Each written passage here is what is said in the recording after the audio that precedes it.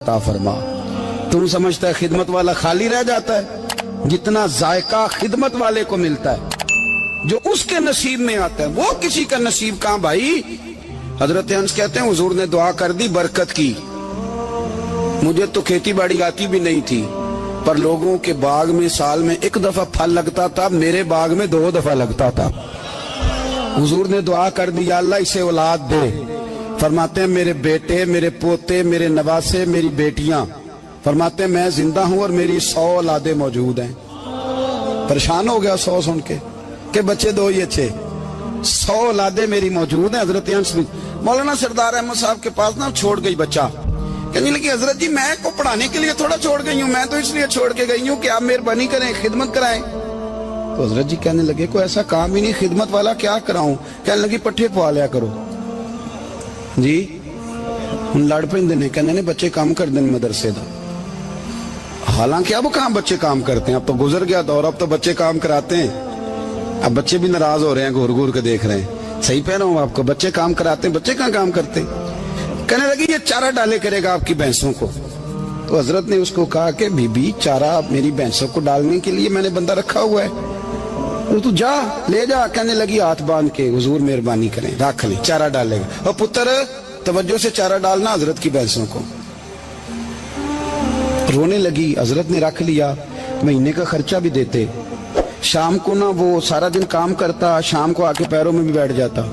हजरत जी लाएं तेल थोड़ा सा, पैर ना दबा दूं।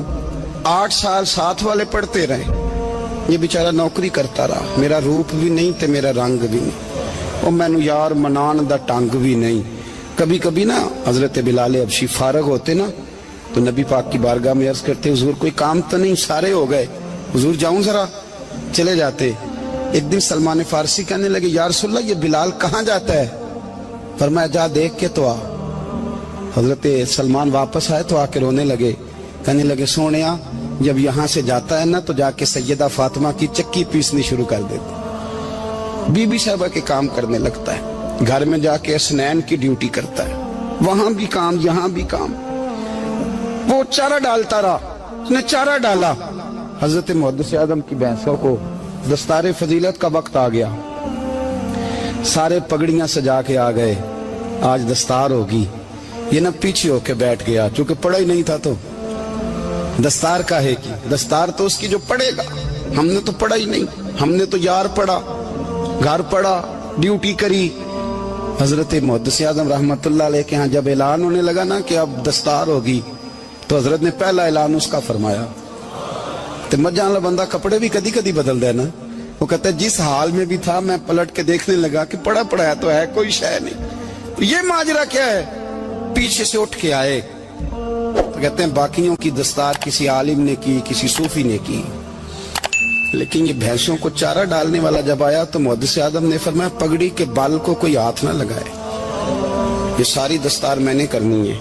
और फरमाते हैं हजरत बाल भी देते जाते थे और आंसू भी बहाते जाते थे, माथा भी चूमते थे, और फरमाते थे दस्तार के बाद चला तो नहीं जाएगा यार, मुझे तो इबादत भी नहीं रह गई, मुझे तो चाबियों को भी नहीं पता कौन सी कहाँ रहती है, जाएगा तो नहीं तू। तो रो पड़ा, कहने लगा सोने जाए तो वो जिसके पल्ले कुछ है हो, आता जाता तो है कुछ नहीं, मुझे किसने रखना है, मैंने कहाँ जाना है, इधर कहाँ तो इधर ही रहूंगा। उस तालिब इल्म के सारे उस्ताद भाई कहते हैं उसने दस्तार कराई, पढ़ा पढ़ाया कुछ नहीं, पर जो मसला अड़ जाता था ना, वो जो अड़ जाता था ना, वो जाके उससे पूछते थे तो किताबें खोलने की जरूरत नहीं पड़ती थी। हजरत उम्मे सलमा रज़ी अल्लाह ताला अन्हा कहती है मैंने अर्ज की या रसूल अल्लाह सल्लल्लाहु अलैहि वसल्लम मेरी बच्ची बड़ी बीमार है, तो मुझे किसी ने कहा है ये थोड़ी सी नशे वाली चीज है, ये बना के तैयार करके दो सही हो जाएगी। बीमार है बच्ची तो ये नशे वाली चीज है, इसको तैयार करके दो, थोड़ा नशा है। अगरचे बाज मैंने शुरू में कहा बाज लोग मरीज को, सख्त मरीज को ऐसी अद्वियात जो मजबूरी बन जाए उसकी गुंजाइश और इजाजत देते हैं। मोहतात उलमा तो उसमें भी बहुत सारी चीजें पहले बयान करते, लेकिन उसने कहा जी मेरा नशा देना है शिफा के लिए। हज़रत उम्मे सलमा कहती है मेरे नबी पाक ने मेरी तरफ देखा, मेरी तरफ, तो मैंने कहा या रसूलल्लाह आप क्या फरमाना चाह रहे हैं। तो नबी पाक ने फरमाया उम्मे सलमा कभी नापाक चीज में भी शिफा हुई है, कभी नापाक चीज में भी, कभी शराब और खमर में भी शिफा हो सकती है। शिफा रब करीम ने रखी है पर शहद के अंदर रखी हुई है, शिफा अल्लाह ने रखी है कुरान मजीद में रखी हुई है।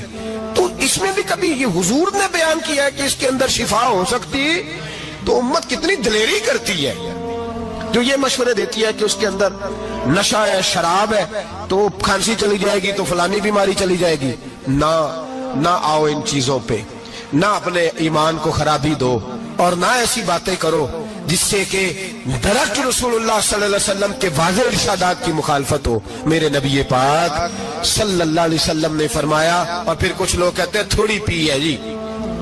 अब तो मैं तज्जिये में पढ़ रहा था कि ऐसी शराब इजाद हो गई है, लोग शराब पीते हैं और वो मस्त भी रहते हैं, कार भी चलाते रहते हैं, कहते हैं जी नहीं हमारा ज़हन माऊफ नहीं हुआ तो ये वाली सही है, नशा नहीं लाती।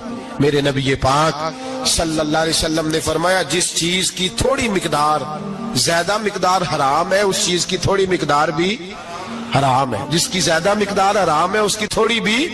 तो खमर और शराब अगर फुल पीना जायज नहीं तो थोड़ी पीना भी जायज, ये हराम है और हराम थी और कयामत तक हराम ही रहेगी। मेरे नबी पाक सल्लल्लाहु अलैहि वसल्लम ने मना किया और हुजूर ने इज़हारे नापसंदीदगी फरमाया, और मैं 40 दिन तो इबादत ही कबूल नहीं होती शराब पीने वालों जब तक सच्ची तौबा ना करे।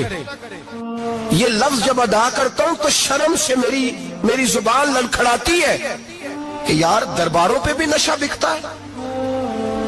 मैं ये बात कर रहा हूं सूफिया का तर्जुमान, दरबारों पे, मजारों पे, और सज्जादा नशीनों तुम्हें जमीन निगल जाए, आसमान तुम्हें ले उड़े, तुम पर कहर नाजिल हो, तुमने बाप दफन करके तो वहां नशे का अड्डा बना लिया, माओं से बेटे छीनने लगे हो, औरतों के सरों से कपड़े छीनने लगे हो, सुहाग मारने लगे हो, बेटियां और बेटे यतीम करने लगे हो, नशा बेचते हो दरबारों और मजारों पे।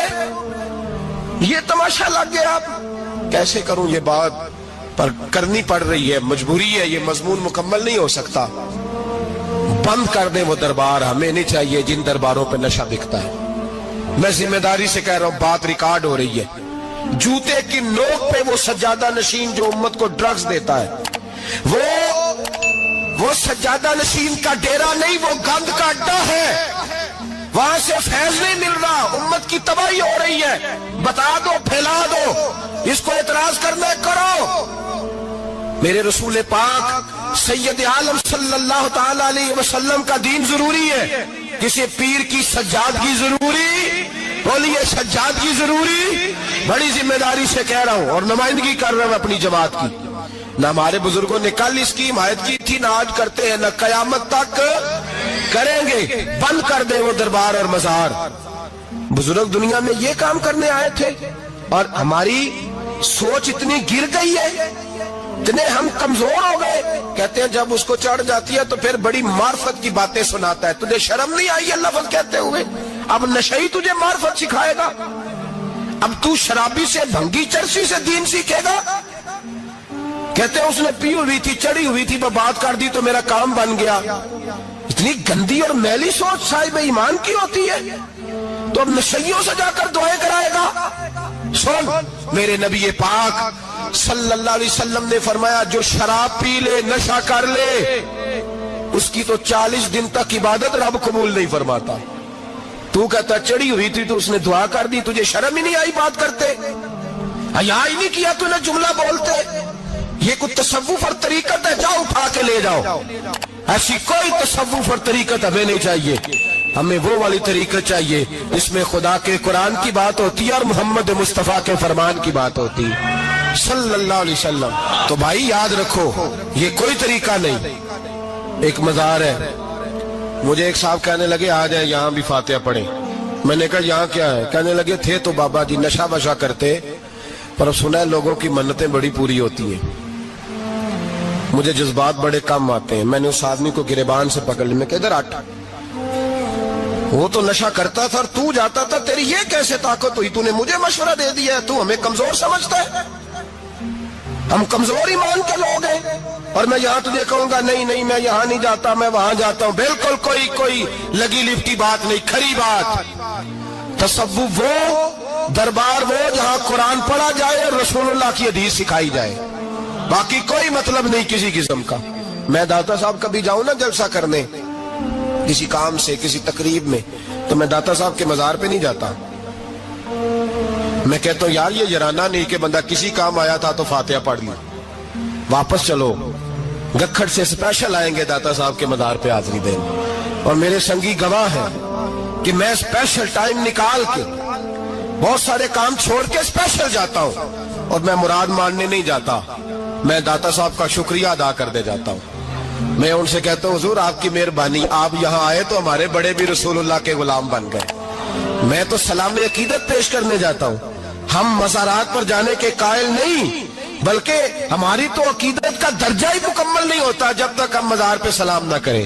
پر مزار داتا صاحب کا، مزار خواجہ معین الدین اجمیری کا، مزار غوث اعظم جیلانی کا، مزار محدث اعظم مولانا سردار احمد کا، مزار اولیاء کا، مزار میاں شیر محمد شرک پوری کا، مزار رب کریم کے بندوں کا، بھنگیوں چرسیوں کے مزار نہیں ہوتے، اور نام ان مزارات کے قائل ہیں، بالکل قائل نہیں ہم۔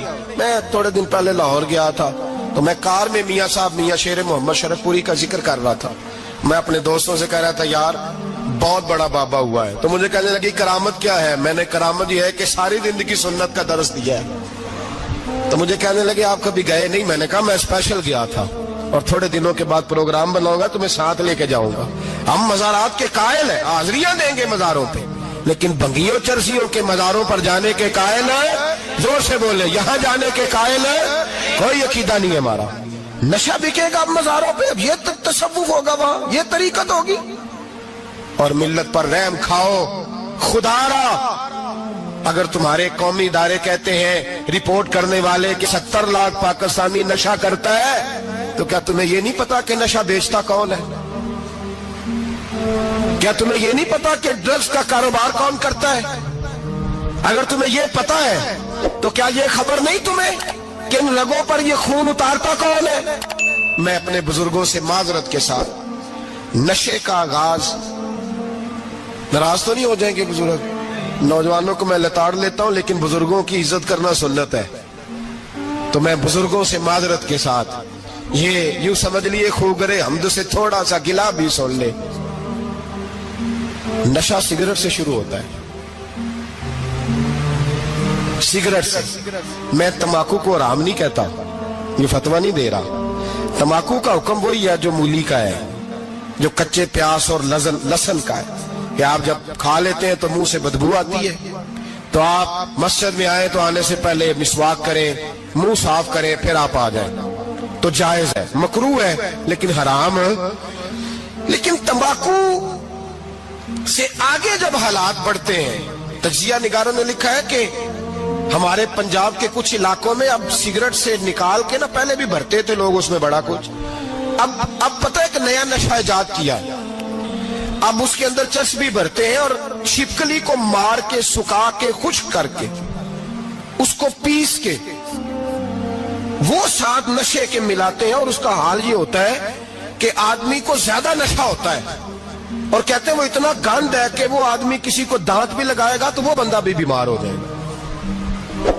کیا یہاں لوگ اسپرٹ نہیں پیتے آپ کے ملک میں؟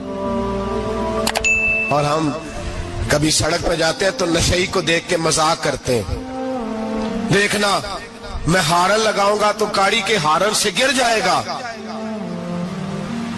لیکن تجھے پتا نہیں کہ یہ کسی ماں کا بیٹا ہے، پتا نہیں کسی بیوی کا شوہر ہے۔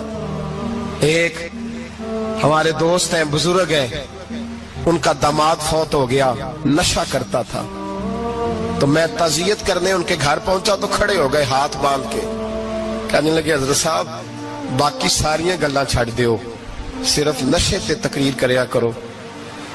وہ جب جیتا تھا تو تب بھی اس کے بچے یتیم ہی تھے، یتیم ہی تھے۔ میری بیٹی جب میرے گھر آتی تھی اور میں اپنے پوتوں کے اترے کپڑے اسے پہننے کو دیتا تھا تو میرا کلیجہ پھٹتا تھا، اور میری بیٹی اس کی زندگی میں بھی بیوہ کی زندگی گزار رہی تھی۔ वो मेरी बहुओं के उतरे हुए कपड़े पहनती थी। कोई दुआ करो, कोई जलसे करो, ये लत खत्म हो जाए। और कहने लगा अब मेरे वो चला तो गया है, दादा दादी इसके पहले कोई नहीं, चचा है कोई नहीं, जब तक तो मैं जिंदा हूं इन नवासों को कोई रोटी का लुकमा, कोई कपड़ा मिल जाएगा। लेकिन सोचता हूं मैं बूढ़ा हूं, मर गया तो इनको कोई पूछेगा भी नहीं, कौन इनकी खबर। इतना जुल्म इस कौम से, इतनी ज्यादती। और आराम से लिख कर लोग गुजर गए कि ये 70 लाख है, इनका दर्द तो समझो, तकलीफ तो समझो। 7 फुट का सोना जवान और नशे का आदी है तो किसी नाली में पड़ा हुआ है। और मैंने कहा उस कौम के साथ इससे बड़ा भयानक मजाक क्या होगा। कोई दानिशवर था बड़ा जालिम, उस जालिम से कोई मशवरा लेने आया, उसने आके कहा तू बड़ा जालिम है, बड़े कड़वे मशवरे देता है, मेरा एक दुश्मन है, मैं उससे बदला लेना चाहता हूं, मेरा दिल करता है उसका बच्चा कत्ल कर दूं ताकि वो तड़पे। तो जालिम ने कहा उसे कत्ल न कर, वो तो उसका बाप 2-4 महीने रो के चुप कर जाएगा। फिर मैं सख्त सजा देना चाहता हूं, मशवरा दे। तो उसने कहा उसके बच्चे को नशे पे लगा दे, जिसका बच्चा नशा करेगा वो बाप रोज मरेगा, रोज जिएगा, वो माँ रोज मरे जिएगी, नशे पे लगा दे। इस कौम के साथ सबसे बड़ा जुल्म ये हुआ कि मिल्लत का जवान नशे पे लग गया, ड्रग्स पे लग गया। इतने तबाह हालात हुए कि जवान चढ़ती जवानियां। अम्मा ने किताब दे के भेजा था और कॉलेज से वापस आए तो नशे के टीके हाथों में पकड़े हुए, टीके। और आपके इस मुल्क के इस्लामाबाद में एक दिन मीडिया ने वो खबर भी वायरल की और वो चीज भी दिखाई लोगों को। 3 महीने का बच्चा लेके नशई सड़क पे आ गया। उसने कहा मेरा नशा खत्म हो गया, मेरा बच्चा खरीद लो, 2 पुड़ियां दे दो। तो वहां बीबियां जो सुन रही थी वो भी चीखे मार के रो रही थी। ये जुल्म किया इस कौम के साथ। और करप्शन की लानत ने इजाजत दी सप्लाई करने वालों को कि गली गली भेजे, गली गली। इन्होंने कुछ थोड़ा जुल्म नहीं किया इन हुक्मरानों ने। और हमारी ओपोजिशन, उसको न सिर्फ इतना पता है कि ये जाए और हम आए, इससे ज्यादा कोई गर्ज नहीं। भाई करप्शन के खिलाफ निकले हो तुम, नशे के खिलाफ किस दिन निकलोगे? जुए के खिलाफ किस दिन? कौम तो मर रही है नशे से, इसके खिलाफ मैदान में कब आओगे? सिर्फ इतना है कि ये जाए और हमारी बारी आए, इससे ज्यादा कुछ नहीं। जितने मुजरम वो है उतने ही तुम बनते जा। सवेरे सवेरे ना मेरी वालदा, आपको पता है देहातों में सामने भैंसें रखी होती थी, तो अम्मा जी यानी वो सवेरे उठ के दूध रिड़क के और फिर वो जब मुसल्ला बिछाती थी तब मैं समझता था कि ये तकल्लुफात हैं, क्योंकि जब बंदा पढ़ देता है ना फिर उसे गुंजाइशों का भी पता चल जाता है। मैं समझता था ये तकल्लुफात हैं कि वो पहले कपड़ा बिछाती, मुसल्ला बिछाती, फिर प्याले में पानी ला के पास रखती, फिर वो जनाब उस पर पढ़ना शुरू करती, फिर वो रेल, और फिर रेल के ये जो हाफिज होते हैं ना हमारे, ये फिर ज्यादा नहीं चूमते कुरान पाक को, इनके पास होता है ना हर वक्त, लेकिन वो पुराने बंदे वो शनील का गुलाफ, फिर उसे खोलना, फिर उसे चूमना, फिर सीने से लगाना, ये सारी चीजें उनके पेश नजर रहती। अम्मा जी ना वो नमाज पढ़ के कुरान पाक के कोई 2-1 रुकू पढ़ के फिर आवाज देती, वो तुसी अजे भी सुते हो, मैं दूध भी रिड़क लिया, नमाज भी पढ़ ली, सबक भी पढ़ लिया, उठ जाओ ना, अब तो टाइम थोड़ा रह गया नमाज का। ये आप यकीन करें, मेरे से बुजुर्ग नाराज ना हो जाएं, लेकिन बच्चों को नमाज की तकरीर ना सुनाओ कि पुत्र नमाज पढ़नी चाहिए, ना तकरीर ना सुनाओ। तकरीरें बाहर चलती हैं, घर में नहीं चलती, घर में अमल चलता है। बच्चों के सामने नमाज पढ़ो, बच्चों के सामने कुरान पाक पढ़ो, अपनी औलाद को आदी करो किताब सुन्नत का। सारा दिन गप्पे, सारा दिन बातें, घर में भी तबसरे, टेलीफोन पे गपशप, इसने तो नफ्सियाती कमजोरी पैदा कर दी है कौम। अपने घर के अंदर चलन पैदा करें कुरान पाक, कुरान पाक से प्यार हो। वो एक दफा ना ये जिला शेखुपुरा के किसी गांव में एक आड़ती था, ये मंडी में आड़त, वो पुरानी बात है पाकिस्तान बनने से पहले की। वो सादा सा बंदा था, दाढ़ी रखी थी, 5 वक्त नमाज पढ़ता था, तो फौत हो गया, आड़त करता था, तो उसकी कब्र से खुशबू आने लग गई। इतने कदी किसी पीर की कब्र चौंदी तो फिर कोई मुंडिया ने बटत करनी सी पीरां दिया ने, फिर तो कमाल हो जाना था। اللہ خیر فرمائے الا ماشاءاللہ. پھر کوئی کہانی کوئی کرامت ادھر ادھر سے جوڑ جاڑ کے بھی لوگ بنا لیتے ہیں. لیکن وہ سادہ آدمی تھا, قبر سے خوشبو آنے لگ گئی, شور پڑ گیا, لوگ جمع ہو گئے. بندے نا آہستہ آہستہ وہ عدت ختم ہوئی تو اس کی خاتون سے کہنے لگے کہ مثلا انگوٹھا چھاپ بندہ تھا, سائن بھی نہیں کرنے آتے, قبر سے خوشبو, آخر کوئی تو عمل ہوگا. کہنے لگی اسے نا قرآن پاک سے بڑا پیار تھا, پڑھا ہوا نہیں تھا, تو ہر روز وضو کر کے نا دن میں 2 وقت قرآن پاک کھولتا اور پھر اس پہ لائنوں پہ انگلیاں رکھ رکھ کے چلاتا, رو کے کہتا مالکا غلطی ہو گئی ہے, میں نے پڑھنا چاہیے سی. اللہ تو جو بھی آکھے ہے سچی آکھے ہے, تیرا کلام بڑا سچا ہے, مالک تو بڑا کریم ہے, تو میرے واسطے خیر دیاں گلیں کی تھی.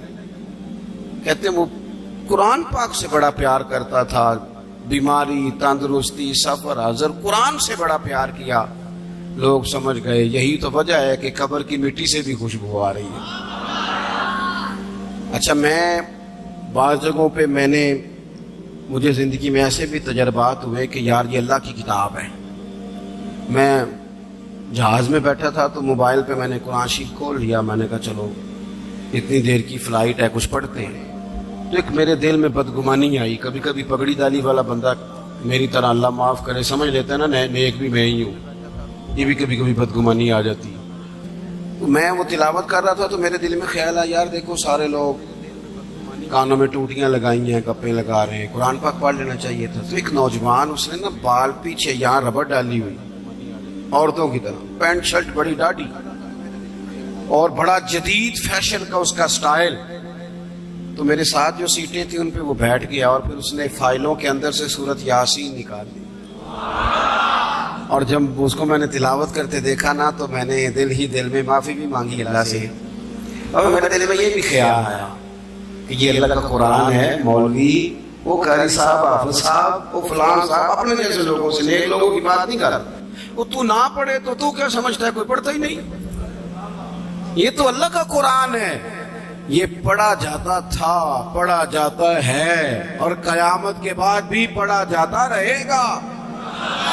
پتہ نہیں اللہ نے, یعنی اگر میں اور آپ نہیں پڑھیں گے تو یہ محتاج نہیں, کس کس سے رب پڑھوا رہا ہے, کون کون پڑھ رہا ہے, کس طرح لوگ پڑھ رہے ہیں. تو قرآن پاک سے محبت کریں.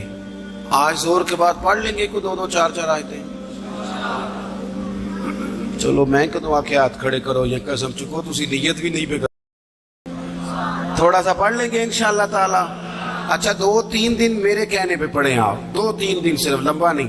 میرا یہ تجربہ ہے جو بندہ صبح صرف 2 دن الارم سے اٹھے نا نماز کے لیے فجر میں, تیسرے دن خود بخود آنکھ کھل جاتی ہے.